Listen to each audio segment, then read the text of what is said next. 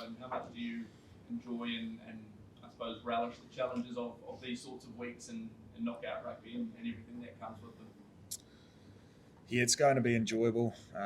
We've got a weekend to have a bit of a breather and watch a bit of rugby, have a bit of family time, downtime. But yeah, come Sunday morning for us, it's whoever we're playing against, we're fully tuned into that, and it's about preparation against who knows at this stage. But it's a position that we set out to be in the quarterfinals to achieve that. So we've done that, and we've had to work hard for it. In the last couple of weeks, playing knockout rugby, I guess the stakes are high going into a quarterfinal against a top quality team, whoever it is. So yeah, we enjoy these weeks. It really brings us together tighter as a team because we all know what the opportunity is and also the consequence. Mentally, how many mental shifts do you have to make in a week like this, where the noise is a little louder, a little bit of the pressure and potentially the expectation as well? Do you have to make those sort of mental shifts as much as anything? No, because we expect it. I guess as things intensify externally, we just become tighter as a team and focus more on what's important, and that's controlling what we can in our preparation and just enjoying these moments.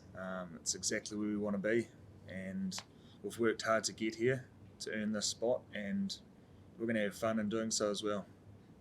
You mentioned watching the games, tonight's game in particular. Any plans to watch as a team? Or? It's individual time, a bit of free time today. I've booked a Beauden in town, so it's one of the things I must do before leaving Lyon, but we'll keep an eye on the game. Yeah, obviously the French are in town. There's going to be a lot of hype around this weekend's games, and I've been watching a lot of the French games just because they're in our pool, and obviously it's interesting to watch the host nation and almost see it from a fan's point of view because of the passion, the energy that's around the environment and the city. So don't know what you're up to, Scoot. You'll probably park up and watch it as well. Yeah, I'm not too sure, to be honest. Haven't No plans. Haven't thought past my next meal, to be honest. Do you guys feel like you've got enough out of the last few games, particularly last night's game as well, to get into the finals? Yeah, I think probably the first 20, the Uruguayan guys challenged us and brought that South American passion and physicality. So I think that set us up well for what's ahead, and I think the group has a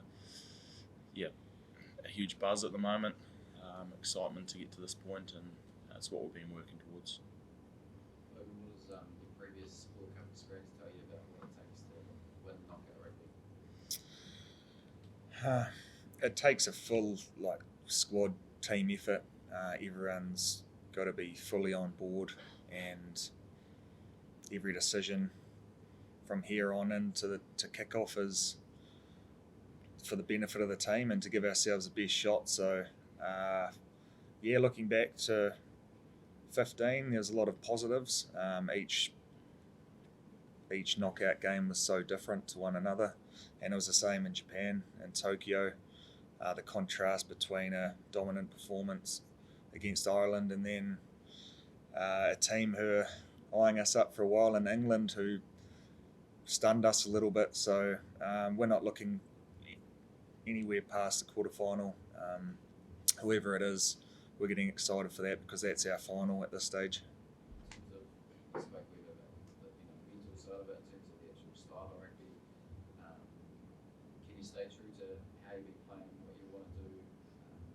How much do you have to adapt and adjust in a quarterfinal? There'll be certainly some tinkering around the freedom and the flow that we've been playing, how we've been using the ball compared to the intensity that defenses will be stronger in certainly this coming week, and how we play with the ball and how we kick the ball and how we back out a fence. It's going to be different. There's no doubt about that.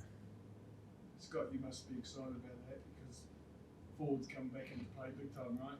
This week, knockout footy. We've had a lot of exciting play with width, and tempo, and flair. But this is forwards rugby coming up, right? Yeah, I think a lot of the platform has started up front, I guess, with set piece and breakdown. Those are two huge areas that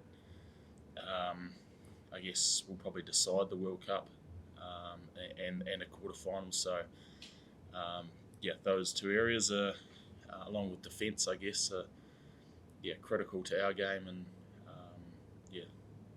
Okay. And probably been overlooked a little bit because we've scored a lot of tries. You've scored a lot of tries, but since that particularly took them into that first game against France, do you feel like as a forward pack in amongst it all, you've been able to make the shifts required to go to this level you're going to need to go to this week? Yeah, I think this the pack has definitely adapted and learned along the way around how teams might present at scrum time or even trends within the line out. Some teams they just want to win the ball. The teams are trying to launch and give their backs the best ball. So it's analysing teams and I guess doing your homework and your prep is a huge part of getting the win on the weekend. Are you more at ease with your family here? Does it help you switch off from rugby when you need to? Yeah, that's an instant switch off. It's been great. Lyon's a beautiful city and been lucky to have them here for a good 10 days. It's been so positive to have them here and getting that balance right. Them filling my cup without draining me too much from an energy point of view has been a balancing and juggling act. But they're taking off and leaving me to it for the quarterfinals. So whilst I'll miss them, I should be full of beans and energy coming this next game. And speaking of balance, how do you balance taking the lessons that you need to from the series lost to Ireland last year without giving yourself psychological scars, so to speak? Yeah, we learnt a lot during that series. It was a challenging time. Some of the most challenging times we've faced as an All Black team and personally, losing a series in our backyard. But what we know is the beast that Ireland are, and if you allow them to dictate up front and play the way they want to, they're a tough team to stop. So if it's Ireland in the quarterfinals, it's going to be great because there's a lot of us who are pretty keen to get one up on them and still hurting from what happened last year. But can you take anything from 2019 where you were very dominant in that quarterfinal? Yeah, there's memories there, and the game's changed somewhat from since that. So we can't. It's all on the day. It's all about who turns up on the day. We learnt that in the semi-final last World Cup. You've just got to be able to maintain that intensity for 3 test matches when it comes to knockout rugby. And as I mentioned, we're not looking past this quarterfinal. It's our final, and if it's against Ireland, the number 1 team, then that's exactly how we want it. And in hindsight, were there palpable differences in the preparation before the Irish and the English game? It's about probably getting off the wave and really, I guess, just taking the time to build up again because of the demands that Test rugby requires against a team who were eyeing us up for a while, we suspected, but it's about getting the week right, potentially tinkering a few things so that the boys are hustling when it comes to kick-off.